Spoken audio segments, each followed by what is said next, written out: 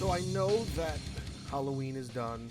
I was able to complete my 31 days in however fashion I was able to get them done. However, what I feel should be spoken about, especially seeing that I spent a couple of entries during the month talking about some various franchises, is I think I should point something out that I feel like a lot of people might notice, but maybe not notice.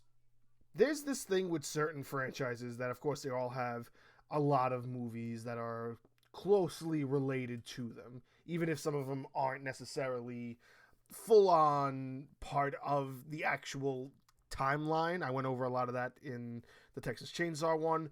Then you have reboots and things like Friday the 13th and Nightmare on Elm Street. But I don't think any of these films, especially in the horror genre, really drifts away when you consider what is going on with the Amityville horror. Now, I know what it probably is. It's just this kind of, I don't know, maybe it's just this trope that they think if they just put the word Amityville in the title, that it just gets people to kind of drive towards their movie.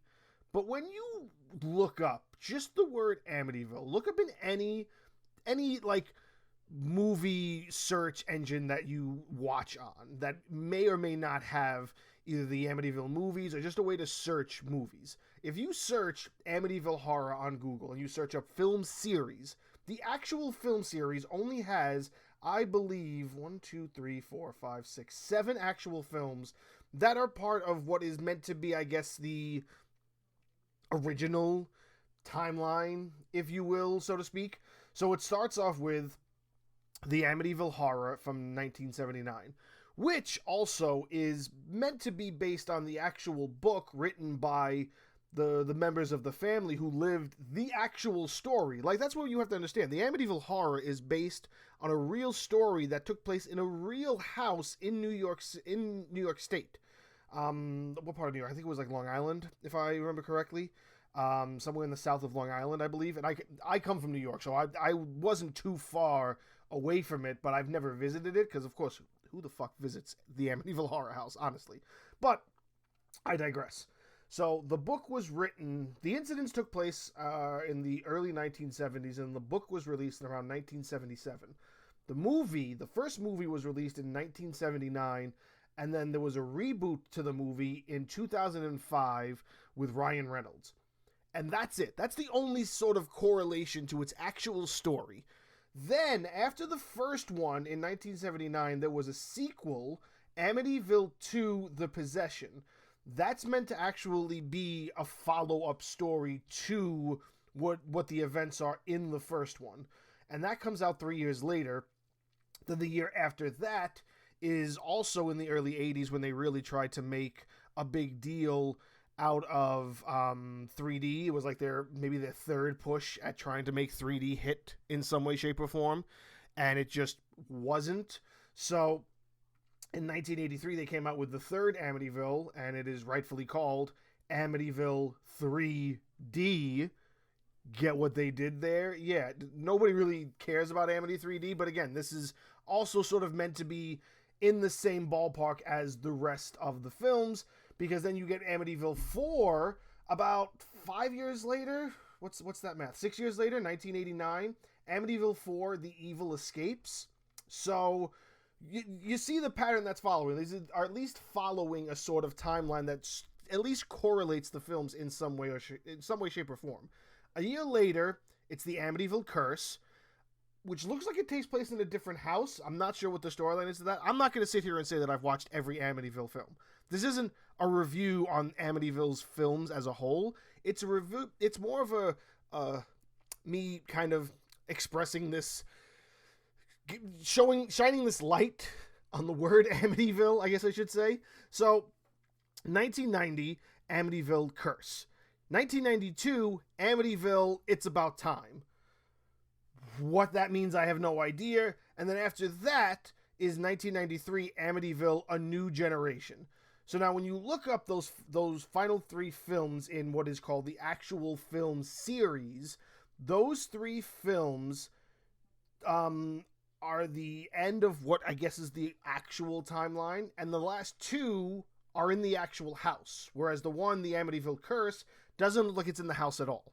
So I'm not sure what the whole story is involved when it comes to all of that. However, there is also another film that came out, I want to say 2019, 2018? What year was it? Maybe even 2017. Amityville Awakening, which was meant to be that it took place in the same house, just a different family that's kind of moving into it, like they kind of like ignoring all of the bullshit that happened. Although I don't believe that is 100% still meant to be part of quote unquote the original timeline. But let's just put all that aside for now.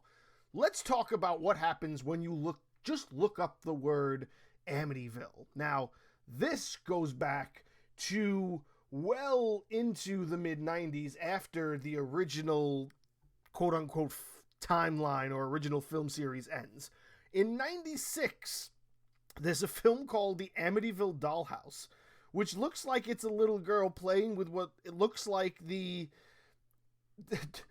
toy replica of the house itself, because apparently somebody thinks this is a good idea, I guess, but that's what this looks like it is. So that's Amityville Dollhouse in 96. Then there's Nothing Else Until 2005, which is a direct remake of the 1979 version, quote unquote, following the actual book or the actual story. Then we really go off the rails for a while.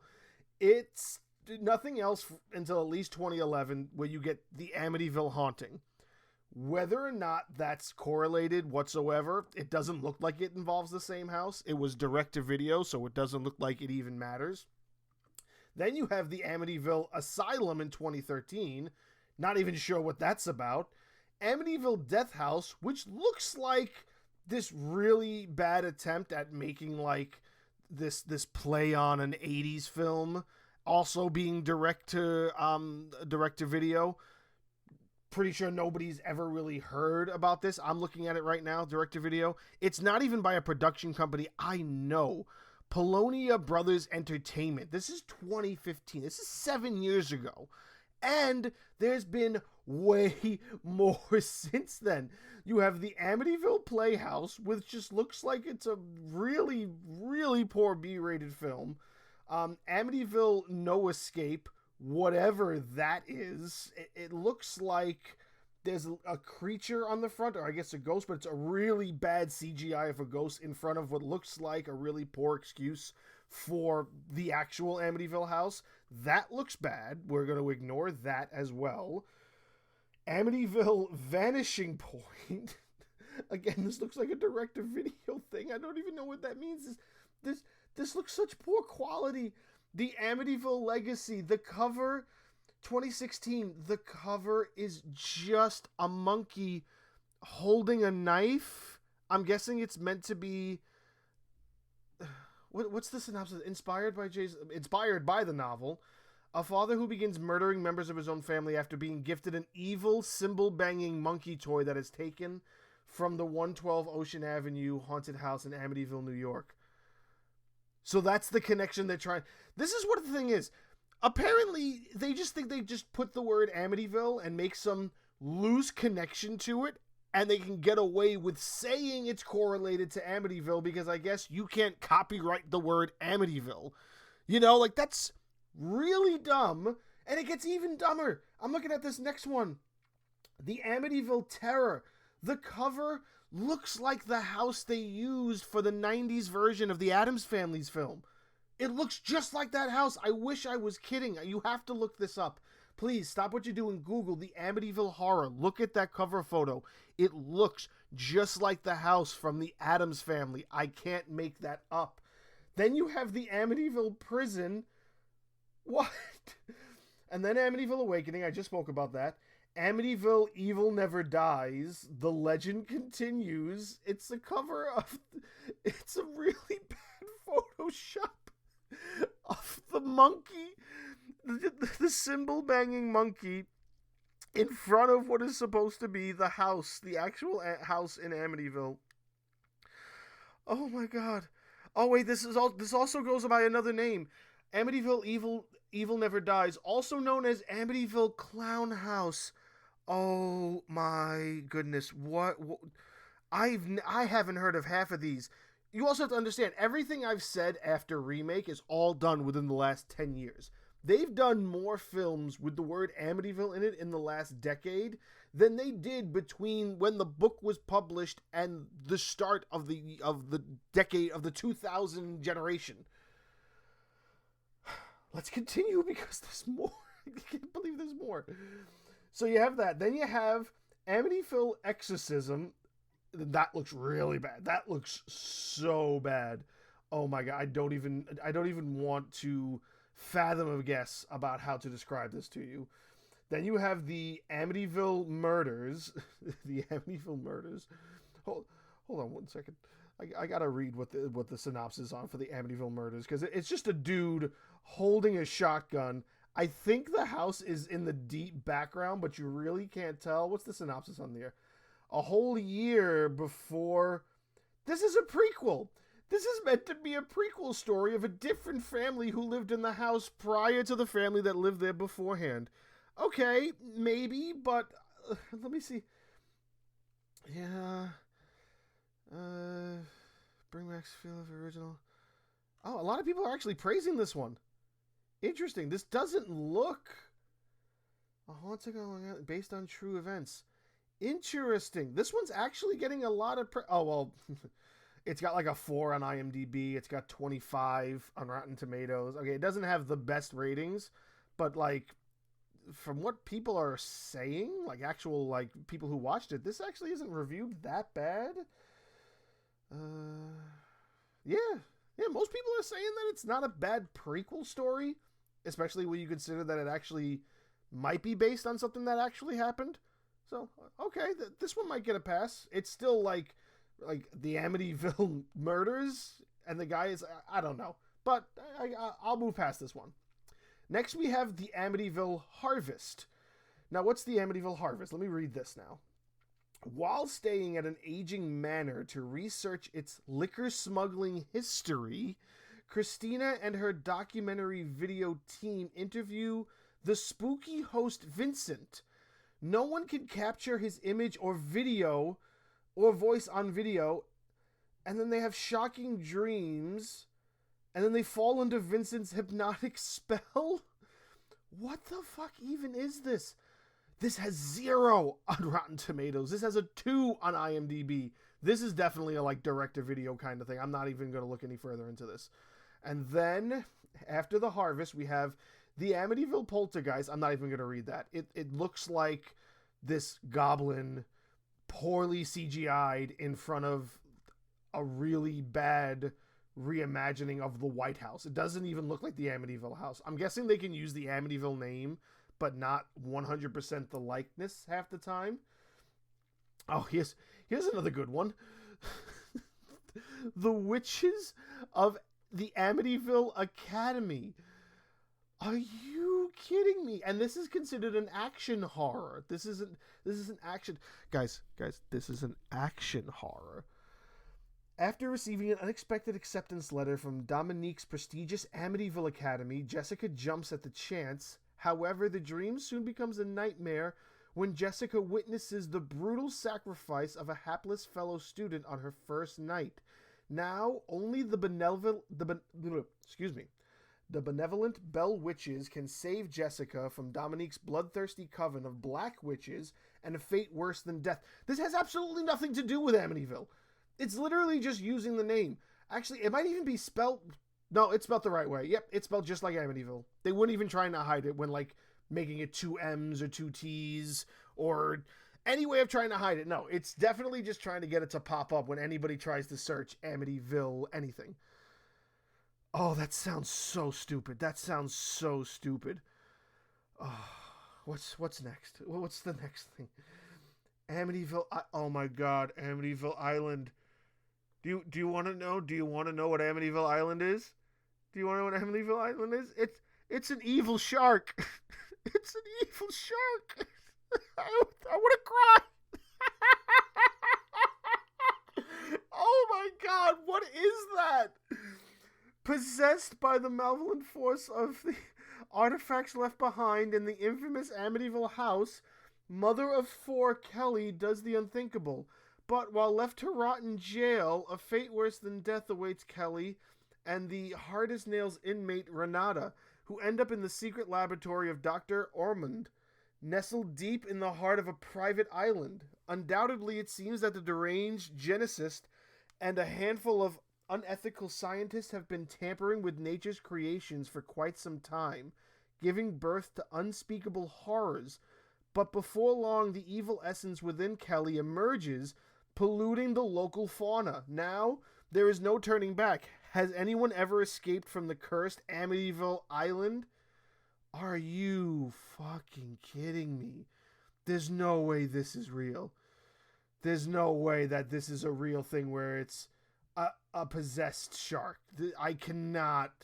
And that's she gets possessed in the house, goes to jail, gets kidnapped by a crazy scientist, and then possesses the creatures the crazed scientist is working on. That is such a stretch. That is so ridiculous. How is this really something that somebody thought is a good investment money-wise to make a film for? Oh god. Okay, there's two more. There's two more, and then I need to take a couple of breaths. Okay. Amityville Vampire. I mean, I can't really hack that too much. I don't think it gets any worse than Amityville Shark.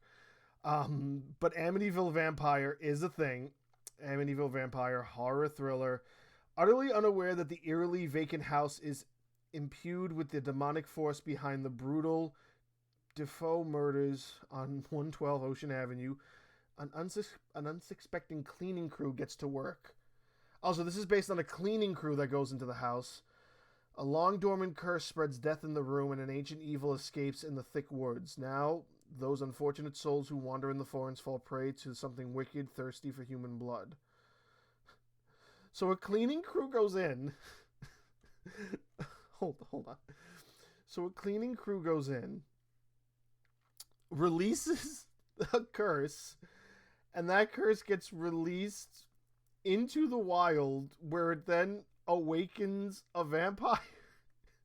And then the story is more about the vampires than the cleaning crew, and still also has nothing to do with the Amityville house.